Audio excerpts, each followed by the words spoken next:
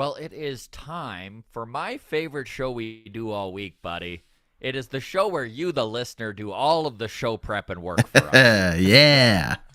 Hello and welcome to a Tuesday afternoon mailbag, or I guess a Monday morning mailbag on a Tuesday afternoon. There we is go. the way that it goes. There I'm we Scott go. Belford, joined as always by the best co-host in the biz, Adam Mack. Welcome to the walk-off, everybody. Of course, every single week we comb through the comments, our DMs, and our Discord for all of your questions and comments and thoughts on the week. And we've got a pretty hefty mailbag for you, so we won't wait too long to get into it. Of course, you can get a hold of us by reaching out on Twitter at Walk Off Podcast, on Instagram, the Walk Off Podcast, and you can join the Discord. It is always free. The link is in the show notes. Let's get into it. All right, we're going to start today's mailbag with probably the most commented or question posed in the last 12 hours, I would say. And that is relating to the rain out of the Yankees-Guardians game yesterday. So quite a few people messaged us directly or commented and asked about this. But James on Instagram had a specific one we'll get to here. So James says, and whenever we get doubles like that, whenever we get doubles where people are always multiple people are talking about it, don't be offended if you're not the comment we grab type of thing, right? We're trying to like encompass as many of these as we can. Yes, thank you.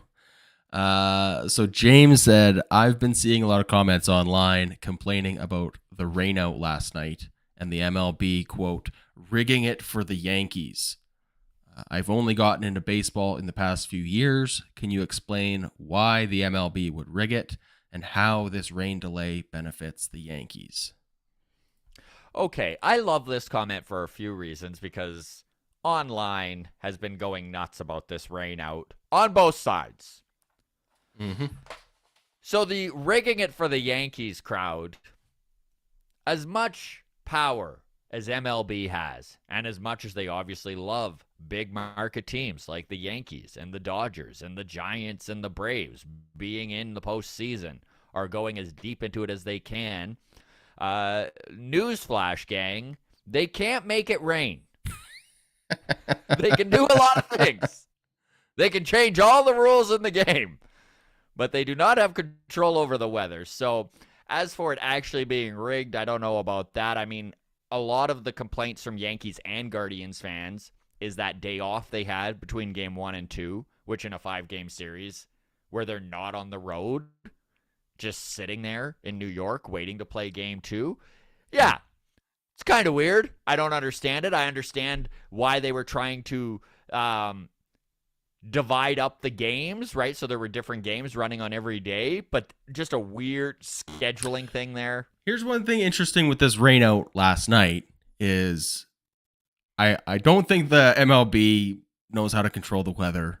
I do think that they were specifically trying to avoid the optics of it looking like they rigged it for the Yankees.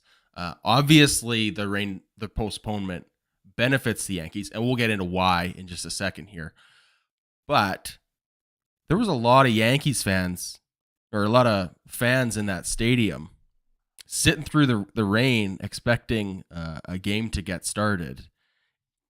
They should have called it earlier in the day, not earlier in the day, but they just kept kind of like, no, like, we're going to try and get this in. We're going to like stick around. Like, we're going to come back. I swear. I mean, boy, did they try and get that game in, eh? I mean, it sure would have looked bad if they postponed it right away and then the weather cleared up 45 minutes later. That would have been crisis. Because they dragged that out for like 4 hours. I kept checking my phone. I remember you texting me last night being like, are they actually going to try and get this game in at 10 p.m. Eastern? Yeah. I'm like, yeah. Like playoffs are scheduled, right? Game's got to happen. But this is funny, too, in live chat here, Adam. Scott Carter pipes up. He's like, then explain why MLB bought 6 private planes and bought 69 tons of silver iodine. Maybe they are controlling the weather, right? Very funny one there. Okay, so how does this benefit the Yankees? Going into Game 5, advantage at least on paper, right? Because the games still need to be played. But on paper, Yes. advantage Guardians because it was supposed to be, it was looking like it was shaping up to be a bullpen day for both teams, right? The Guardians bullpen was more rested, less use. They were in a better shape to play a bullpen game than the Yankees. Now, given the extra day's rest, the Yankees bullpen obviously benefits from the rest. The difference between 2 days and 3 days rest is a lot different than 1 day and 2 day, etc. And then on top of that, Nestor Cortes with the extra day off is going to start today for the Yankees. Yeah.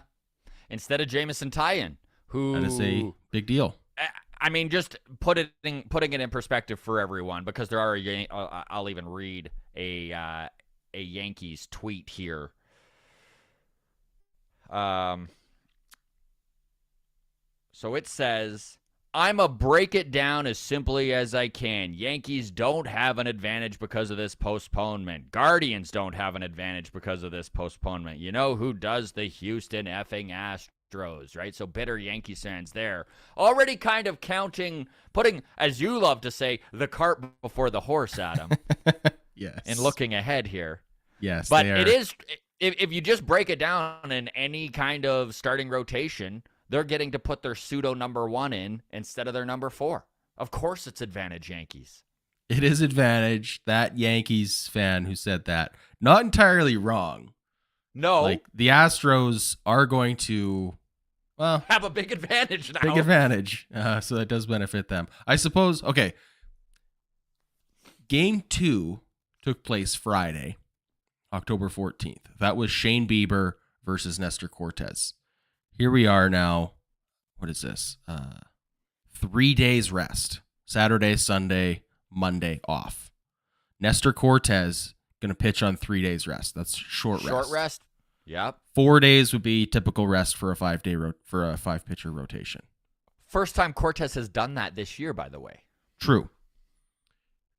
Shane Bieber not expected to start today.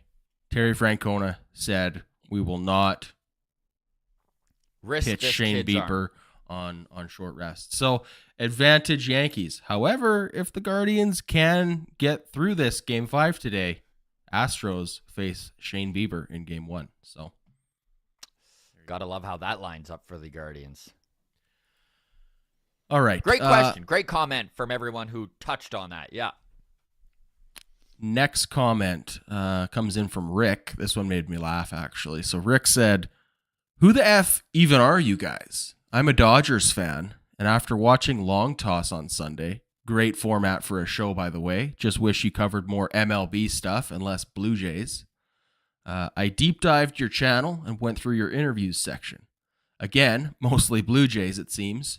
But how the F do you two bums have a 1-hour interview with guys like Sean Green, Shea Hillenbrand, and Danny Jansen? And I mean, two bums in the nicest way possible, by the way. Rick." I love this comment because, Rick, we ask ourselves this exact same question constantly. Yeah. I love that he brought up, I love that he found the Sean Green interview, too, as a Dodger fan. He's like, hey, there's something for me. Totally. There you go.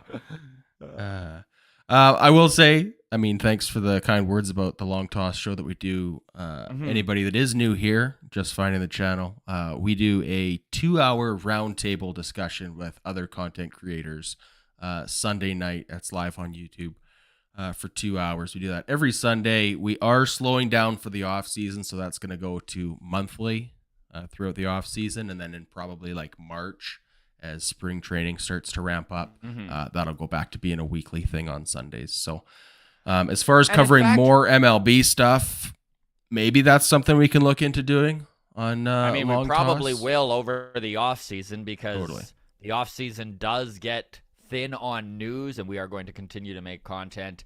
Like Adam said, we are probably... In fact, we've had close to 200 subscribers join us in less than a month, pretty much. So this is a great opportunity to go over our format and what we do. We are a Blue Jays-focused podcast.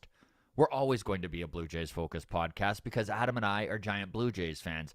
And we love that we are starting to get more and more people coming in and checking us out from around MLB. And of course, we're going to continue to cover MLB news, but we are going to be a focus on Blue Jays. We do interviews all the time, and as the offseason ramps up here, we're going to be doing more of them. It is a great time to sit down with ball players and pick their brains. I know that we've got Davis Schneider joining us on Monday next week.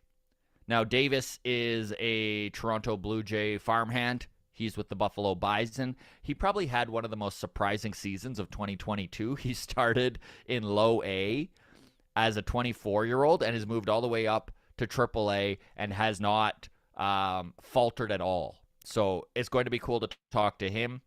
We're talking to TJ Brock just today. After the show here, we're going to sit down with TJ Brock. He was a Vancouver Canadian, throws 100 miles an hour. He is a guy who truly we could see in the bullpen of this Blue Jays organization within a year or two. So, yeah, we talked to a lot of the minor league guys and any big leaguers who will answer us. Of course, we get on the show as well. A big tip of the hat to Danny Jansen, who took the time in April to talk to us. All right, enough honking our own horn here. No. Good preview of some of the guests we've got coming up. So very good. Rick, thanks for the comment. Coincidentally, Two Bums, the original name for our podcast, but we went with the walk-off instead. Right. So next one, Becky Peterson commented on our most recent long toss as well. She said, "These roundtables are my favorite podcast, hands down. I turn it on, then work in the kitchen or sewing room." So very cool. She says, "I agree with the guy who said he was cheering for anyone but LA or Yankees. I'm right there with him, and I don't care that it isn't supposedly good for the MLB. They need to realize that not everyone lives in LA or New York, and we get tired of feeling ignored." What is funny about a lot of this rhetoric we're hearing lately, too, is it's not like Philadelphia and San Diego are small markets, right? Like, these are like major U.S. markets with big-time television revenue. And just because it's not the Dodgers and the Mets, they've got big fan bases. Of course, they're upset, questioning the playoff format. I don't know. I think baseball's fine. I think it's healthy. I think that all of these other organizations getting a sniff is good for baseball. Yeah, I'd be interested in seeing the out of market viewership numbers from one World Series to the next. Like if it's the Dodgers and Yankees, obviously LA and New York are tuning in, right? But how much are markets like Cincinnati and Seattle tuning in to that World Series versus times when not just Seattle or Cincinnati is in the playoffs, but if it's the Royals versus the Orioles, does that kind of excite all the other markets that are small teams that are like, hey, it's someone other than the Yankees and Dodgers or the Astros and the Mets, Yeah. I don't know. Be interesting. It would be interesting. I know Scott Carter pipes up here in the live chat. He says Padres are huge in Mexico. And, of course, that makes sense, right? I just wanted to bring this up because this is a funny little meme that was posted in our Discord. Of course, that's always free to join, and the link is in the show notes. But I don't know if this is probably a terrible way to do it. But basically it says Padres, Guardians, World Series games going to be scheduled at 6:45 a.m. on ESPN 12. Pretty much. Dodgeball gets better coverage. All right, next question comes in from Jenna, who says, "I saw Terry Francona had said he would not pitch Shane Bieber on short rest and jeopardize the kid's future. Just wondering your thoughts on how the Blue Jays would have or should have handled Alek Manoah if we had the good graces to be put in this spot as well. Thanks." Great question, Jenna. That is a real head scratcher because there's so many variables that go into these sort of decisions, and it is so much dude to dude. I mean, if baseball had a map for how to keep arms healthy, Tommy John surgery would not be a mega problem within the industry. You know, like Yeah. there is a lot of science that goes into arm health, and it really is when it comes to baseball. It's still a real roll of the dice because humans are not supposed to throw over 100 miles an hour, and they're not supposed to do it at 100 pitches in a row. Like there's so many things about throwing a baseball with velo that goes against what the human body is supposed to be able to do. So you're almost going upstream when you're a pitcher anyways. And Alek Manoah is Alex. I don't know why I said Alex there. Alek Manoah is such a big dude that maybe they would go on short rest with him. They probably are going to talk to him, obviously, about how his body's feeling, where he's sore, if he can feel that he can go, right? Shane Bieber may very well. I mean, all the guys right now are super injured. Like, and I mean that. Like, they're all limping through the playoffs. They're running on adrenaline right now, almost every single guy, right? So they're being pushed to their limits. And maybe Francona, he's an old dog, right? He's been around. He's seen it all. Maybe he sat and talked with Shane Bieber and was like, listen, we're risking it just to put him out there on regular rest. But I think there's even a little more that goes into this with Shane Bieber.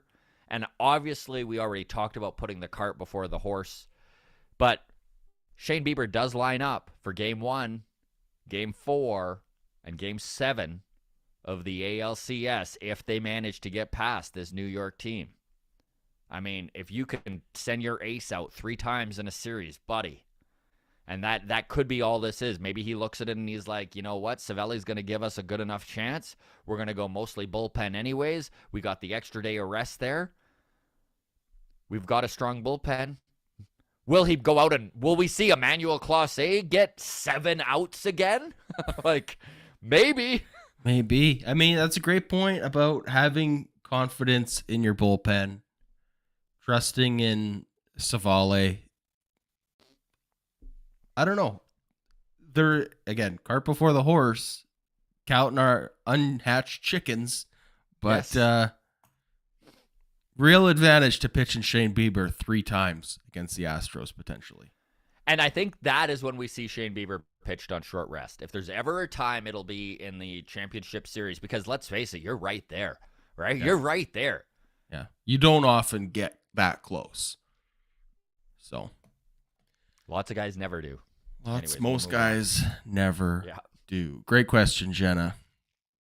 All right, next one comes in from our Discord, Mustard Tiger, which username always makes me laugh. Yes. Love seeing Seattle lose. Also, if you win the division and get swept in the divisional series, does that feel better than getting swept in the wild card? I feel like the measurement is on success regardless of rounds. If you do nothing in the postseason, it doesn't really matter what round you start in. So as a Blue Jays fan in 2022, I can't tell you if it hurts more to be swept in the division series than the wild card series, but I can tell you it sure hurts to be swept in the wild card series. I love this Blue Jays sentiment too because I felt the same way. I was like, oh, the Mariners are out. Thank God. But now this is the difference between Jays fans with the Mariners and Jays fans with anyone in the AL East because my dislike of the Mariners right now is gone. 3 days after they've been eliminated, it is gone. I have no ill will towards them. I wish them the best next season, and I won't cheer against them until they line up against the Blue Jays. Now, if this was the Baltimore Orioles or the Tampa Bay Rays or, God forbid, the New York Yankees, obviously, or the Red Sox, I would not forgive them. I would not set my dislike aside, like it's deep rooted. Whereas teams from the AL West, if they beat you once, you cheer against them for the next series and then you put it to bed. Yeah. I want to specifically look at like what's the more disappointing outcome for your season. Blue Jays swept in the wild card series. Mets. Were they swept? No, but they in the wild card series, right? Yeah. Dodgers divisional series, not swept, but out early. Yeah. I don't know if swept in a short series means much. You know what I mean? Like just to lose being out in two games. I mean, technically it's a sweep, but it's not really. You know, if the Astros sweep the Yankees in 4, that's a catastrophe for the Yankees, right? For anybody. You lose 4-game series when you're that close. I think that's a real significant sweep. Yeah. Should Blue Jays fans be more frustrated or more disappointed with the first round exit as opposed to the Dodgers exiting in the second round? I bet the disappointment amongst the fan base is the same. It's got to be. It's got to be the same. Right? Especially these division series where they had the bye and it's still their first round in the playoffs, you know, so it's the fans' first taste. Of they went further, but technically it's a first round exit for all intents and purposes. And maybe part of all of this rhetoric about how frustrating the playoff format is the fact that baseball has grown the game, right? There's newer fans, younger fans that maybe aren't quite as accustomed to the 162-game season. And then when the playoffs come and it's just over, you know, it's a hard pill to swallow, believe me. I've been watching this stupid game for frickin' my entire life, and well, especially if it is like new fans coming over from other sports like basketball or hockey, where it's a 7-game series the whole way through. It's like, what do you mean? We only lost 2 games. Why are we done? But yeah, I don't know. I think it's good. I know most people aren't going to agree with me. I think we could go with longer playoffs. That's just me. I love the tournament of playoffs more than the grind of 162. So, but that's just me. Let me know in the comments your thoughts on the playoff format. All right. Next question comes in from Janice Tills on Twitter. Said, "Hey, Scott and Adam, I'm confused. What exactly is Patreon? I always hear you guys talk about it. Can you explain it to me?" Yes. We are also confused on Adam. What Patreon is. Yes.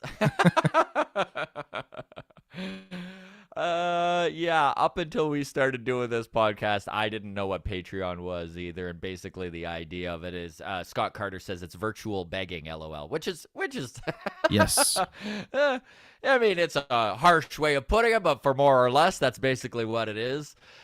Basically what Patreon is an ability for you, the listener, if you enjoy the product, to give back a little bit. Our Patreon is $4 a month, so $1 a week.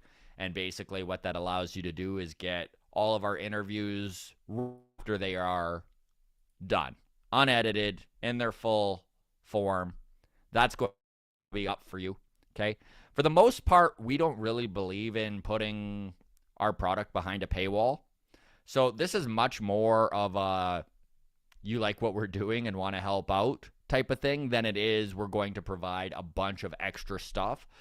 We do give stuff away in our Patreon from time to time that's exclusive to the group in Patreon. We're obviously very, very thankful to everyone who has put in, you know, the few shekels our way. We do have the upper tier class of $14 a month, and that gets you the walk-off mug. I know we've had that happen a few times. I know our one buddy, I forget, and he messages with me sometimes too, but I know that he paid the extra rate for his cup. Once he got his cup, then he went back down to the $4 a month. We are working too. We're working on getting a website up. We're working on getting some merch. We're working on being more user-friendly for everyone out there, having one location for all of our stuff. I know right now we're on, wherever you get your audio side of stuff on podcast. We're on YouTube, a little fractured, but we're working on it, gang. Hey, remember the original name for this show was Two Bums Talking Blue Jays, okay? We've come a long ways since Two Bums. We're bumbling our way through this. But we appreciate the support and, more importantly, the patience.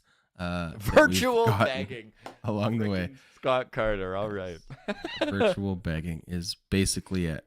As far as benefits, this is kind of a rolling idea Yeah. of what kind of content we can offer without, again, feeling like we're putting our content behind a paywall. I know a lot of podcasts that you might find, whether it's comedy or movies or whatever your subject matter might be, a lot of them will do a full interview and then, put 15 minutes of it out as a free teaser to YouTube or whatever. And then, you got to pay the Get you Patreons interested, to get... and then right when it gets to the good part, they cut it out, and they're like, give us money. Exactly. Oh, you want to We hear don't who do this that. guy really hates in his league? Well, come pay $4 to get that one. We don't want to do This that. sounds very altruistic of us, but also we don't really know how to do that. So Yeah, it is not altruistic. It is merely a lack of ability and no technical know-how. So our ignorance is your bliss. Put that on a t-shirt. Right? All right. One benefit, though, is priority comments and questions for Mailbag In and Mailbag, interviews. yes. So with that in mind, let's go to a Patreon submitted question. This one comes in from Wyatt. It says, just finished watching the Padres beat out the Dodgers, and man, what a great playoff series that was. Watching the last game, I couldn't help but think of two things. Firstly, seeing the Dodgers bullpen implode in the 7th inning of Game 4, in my mind, says how much the Blue Jays bullpen upgrade should really be priority number 1 this offseason. Thought number 2, watching the series games be as close in scores as they were, the Padres ran out Josh Hader for 3 saves in 4 days. Do you think Romano would be able to handle that same workload, or do you think we really need to look into a second closer that could help Romano being used 2 days in a row? Love to hear what you guys think. Thanks for the question, Wyatt. Scott, what are your thoughts? Well, we did this a few days ago where we each picked our go-to free agent we'd like to see acquired by the Blue Jays in this free agent offseason. And Edwin Diaz is at the top of my list. I don't think Romano is the guy to be able to go. I think, by the way, Jordan Romano, one of the top closers in baseball, led the AL in saves, was absolutely nails for this Blue Jays team. But we watched even in that game, too, where he was pushed to his limits there and tried to get 6 outs, and it just didn't really work out. I don't think it's that he's not that guy, but I think that having a dude with the ilk of an Edwin Diaz goes a long way. Having that proven stud means something. And look at what Josh Hader's doing. He's literally one of the biggest reasons why this Padres team is in the NLCS. You're not wrong. I would like to, after watching a year of Romano, and I came into the season very high on Romano. I know when we had Jeff Blair on, talking with him, he had his concerns. Could he pitch? Yes. Could he go 2 innings, get you that 6 out save, right? Can he pitch on short rest? These sorts of questions, right? A lot of these questions for me or concerns, I should say, were put to rest this season. Very happy with Romano and his performances. For me, the one real wart on Jordan Romano that I cannot ignore is how he struggles with, or how his performance takes a noticeable dip when he comes in with runners on base. Wow, yeah, 100%. Runners So- on is his Achilles heel. We saw it in game 2. He's a different pitcher. Look, we saw it all different year long. We saw it in game 2. He came in the 8th inning with runners on. There are closers in this league where you expect them to get 3 outs in the 9th inning, but you pitch yourself into trouble in the 8th, and you go, all right, we got a runner on 1st and 3rd and 2 outs. We need to bring in Diaz right now. We can't wait till the 9th because the 9th might not matter. Mm-hmm.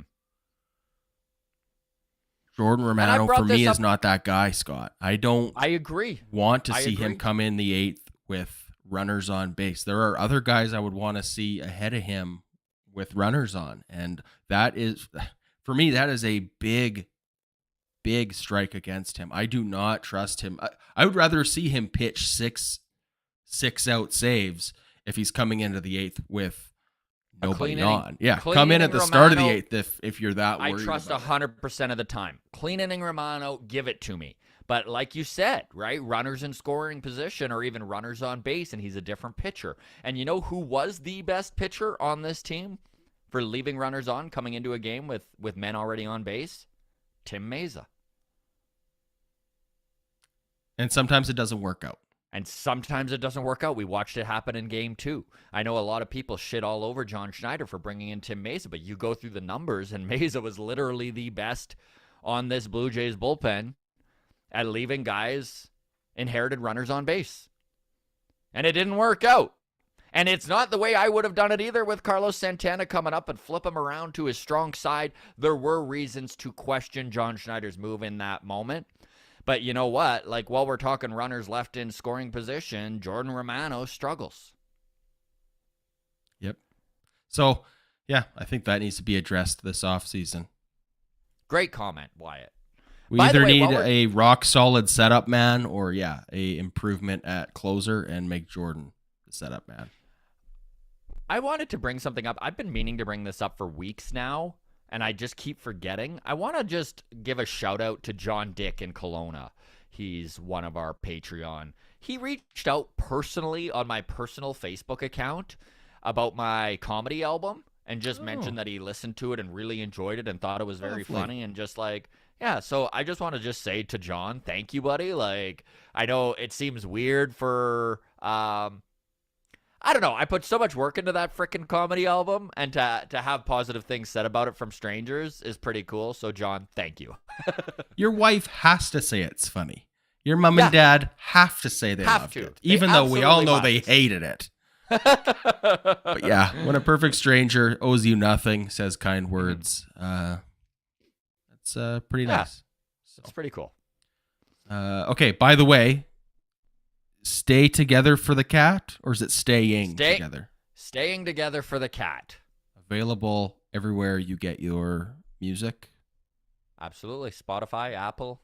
There you go. It's being played on XM satellite radio right now, so yeah. And check it out if you want. It's free to listen to, right? They don't have to buy your album. They just listen to it. I mean, it would be nice if you buy it, but yeah, you can stream it. It's all good. I get paid for streams. There you go. There you go. So listen to that next time you got some housework in the mood for some laughs. Sure. There you go.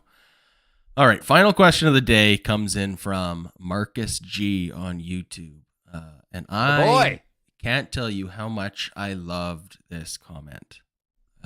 So Marcus G says, keep up the great content, guys. We'll make a really tough off season just fly by. By the way, question for the hashtag mailbag. I think when looking at payroll calculus, we consider Ryu dead money. Counting against the projected payroll, but not delivering any value in 2023. Okay, so far, there's nothing spectacular about this comment. This is things we all knew. However, most teams have injury insurance. So likely the Toronto Blue Jays, will be recouping a large portion of his 2023 salary. Will that be plowed back into the team, in brackets, which it should be since the team isn't close to the luxury tax, or conveniently pocketed by ownership since fans won't know the difference and will likely forget about it? Laugh, cry emoji. So I love this comment for a few reasons. Anytime I have to do research, I'm usually annoyed. I had to do research for this, but the research was interesting. I did find some real stuff here about insurance policies and how those work.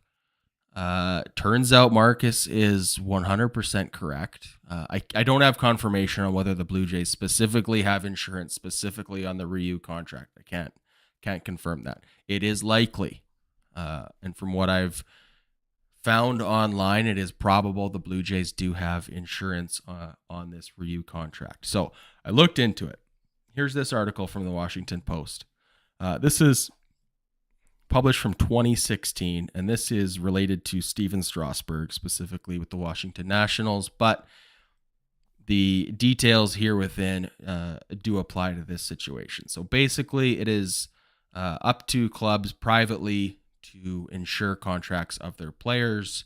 What does an insurance policy cost? Looks like pitchers do cost more. If I can just find this here. The rough estimate for a positional player was, I believe, 4%, right? Yeah, I thought it was 2. Now I've lost track. It's 3% for for the contract of a position player and 7% for a pitcher. So the other thing to consider is a player needs to usually miss around 60 days in order for to cash in on an insurance policy. And even then, the club would generally only get back between 60 and 80% of that player's salary. So let's break that down then. Go ahead, Ryu. There's almost no way Hinge. Exactly. Well, there's almost no way Hinge and Ryu was not insured. He had injury problems in the past. He struggled staying on the field with the Dodgers despite dominating. His first season with the Blue Jays, Cy Young votes. He finished third in 2020 in Cy Young votes. Like, the guy can pitch, but he has had arm injuries in the past. So there's almost 0% chance. And he was like 33 when the Blue Jays signed him. So this is a prime candidate to insure. Exactly. So $20 million. Let's say it's even just 60%, but I bet you I bet you for Tommy John, he misses the full season, and on top of that, I bet they get the full 80%, but let's say it is. Let's play it safe. 60. Let's go 60%. That's $12 million. Again, at 7% for a policy cost, that's about $1.5 million on a $20 million contract. Although they probably would have had to do it for the entire amount of $80 million. So what's 80 times 0.07 gets us $5.6 million to insure the entire $80 million contract. They probably did that. So would they recoup $12 million next year? Probably. Have they already probably recouped $12 million for this year? Probably. Good point. Right? So that's actually $24 million.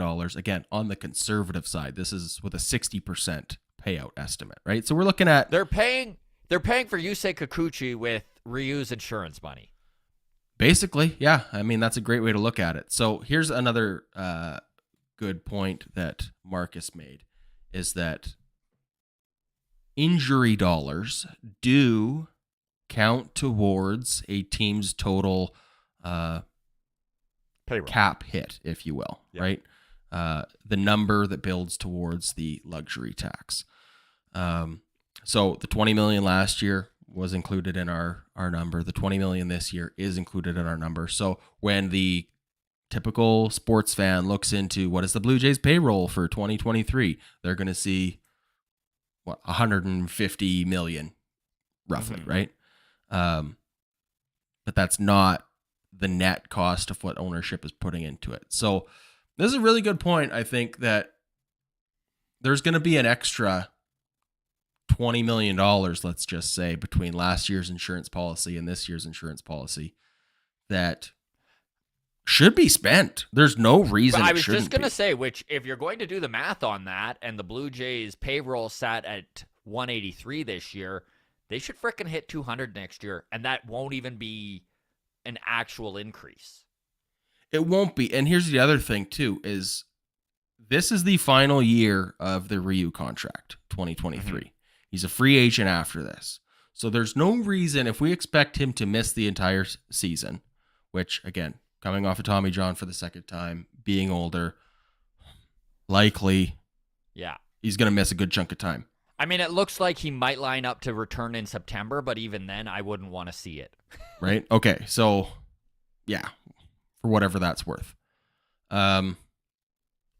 This, to me, I think is a real good reason to go out and sign another 3 or 4 year deal for a good to above Starting good pitcher. starting pitcher, right? There is the money available. Here, Adam. No, here, Marcus. Marcus, this is a great comment. Yeah, It's absolutely. a factor I hadn't really considered. Not thrilled I had to do research with my morning coffee this morning, but hey, sometimes you learn something, and this is one of those days. So appreciate the intelligent comment from Marcus, and it makes a really great point that this team should absolutely at least be spending $20 million per year in free agency this offseason. I would agree. So there you go. It's so funny how the inner workings behind the scenes we forget about, you know? Like insurance, of course these frickin' guys are insured. Like, of course they are. But billionaires protecting their billions, man. yeah. So, all right. Well, that is Mailbag for today. Thank you so very much for all the interaction, everybody. It was a great mailbag. You guys always are very excellent with your questions. You can always reach out to us, DM, on Discord, comment right on YouTube. We comb through everything at Walk Off Podcast on Twitter, the Walk Off Podcast on Instagram, Discord. Link is in the show notes and always free. And of course, if you are this deep into the video and have yet to subscribe, it means a lot if you do. And on top of that, hit that like button. We appreciate it. All the best, everybody. Cheers.